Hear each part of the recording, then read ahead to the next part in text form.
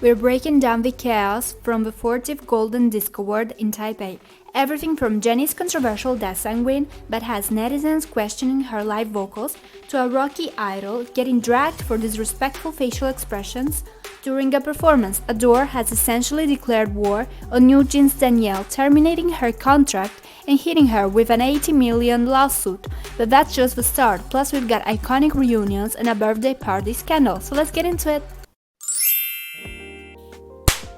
Hi guys, I'm Christina, welcome to this channel, please subscribe, cause here we talk about different K-pop topics, what's happening between celebrities, all the news, so if you're interested, please subscribe. ADOR has officially cut ties with Danielle from NewJeans, following all that court drama regarding their contract. ADOR says they sat down with Minji, Hani, Danielle, and their families. Hani has officially decided to stay and respect the court's decision, and it sounds like we're still trying to work things out with Minji. But for Danielle, it's over. ADOR basically said it's impossible to work with her and terminated her contract. What's even worse, they're literally suing her and the former CEO, Min Hye-jin, blaming them for the whole mess and the delay of NewJeans' comeback. And also, Danielle could be facing up to $80 million of fine. ADOR claims she went behind their back and signed another contract and did her own solo activities, which ADOR says she ruined the group's reputation. Netizens are very much divided in this case. Some say she might win, but others are wondering why Hani and Minji are treated so differently. What do you guys think? Is it fair for ADOR to do this move, or they're being way too harsh? Wonyoung is coming back! Mnet is apparently working on a new TV reality show with the guys for the early 2026. So this reunion is gonna be huge. Also, Top has announced a comeback. Oh my god, after years and years. It feels like forever. We have to talk about something really disturbing about Nana. You might remember, she and her mom were victims of a violent robbery happened in her apartment. They were threatened with a weapon, so they fought back. Well, the guy, the robber, now is filing a lawsuit against Nana for attempted murder. Like, he's the one who broke in. The public is obviously on her side. She was literally defending herself, and also feels very gross to harass like a public figure this much. Like, speaking of struggling public figures, Mina, former AOA, wrote a heartbreaking message because she's been receiving a lot of negative messages. People were saying her to end herself and stuff like that, you know, pretty mean stuff actually.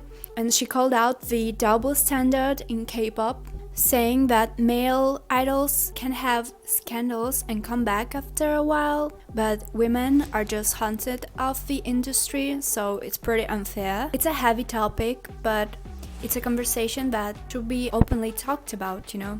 Another day, another drama, Wonyoung. Like, can this girl have a little bit of peace? Wonyoung basically called Hong Kong a country on her trip there, so Chinese netizens dragged her, saying she disrespects China. The video was taken down, but the comments are still everywhere. Another drama about Jennie this time. It's about her birthday party. She turned 30 this year. Congrats, Jennie, I love her. But that's not the point. There are photos of people holding sparklers of champagne bottles inside a club, and people are calling it super dangerous. They're even comparing it to the recent fire that took place in Switzerland, where many people were unalived or were highly endangered. Netizens are saying that it's disappointing to not think of that. I mean, people are being harsh. That's something that should be thought about, you know. Many things can happen because of these sparklers. On these photos, in my personal opinion, it did look a little bit dangerous because the ceiling were like not really high and they were really close actually. Thankfully, nothing happened. Okay, let's talk about the 2026 Golden Disc Award, where Stray Kids, okay, I love this group, took the Daesang for Karma. I love this album. Jennie won Artist of the Year and G-Dragon won Song of the Year. This was the landmark 40th ceremony, and they held it at the Taipei Dome in front of 40,000 people. They even changed the rules this year, introducing a new Artist of the Year Daesang to see who really runs the charts globally. Stray Kids took the album Daesang for Karma, and G-Dragon finally returned after 11 years to take Song of the Year. But despite the technical excellence the TV stations promised, the audio was glitchy, the idol looked exhausted, and the internet is fuming. Jennie, she won the New Artist of the Year award, but her 8-minute solo set was criticized on forums, saying she only sang about 30% of the lyrics and relied way too much on backtrack. One viral comment even compared a award show to a shower mirror, saying the studio version is just makeup. But the live stage shows the raw reality of who actually has talent. Is it just high standards, or are people being way too hard on her?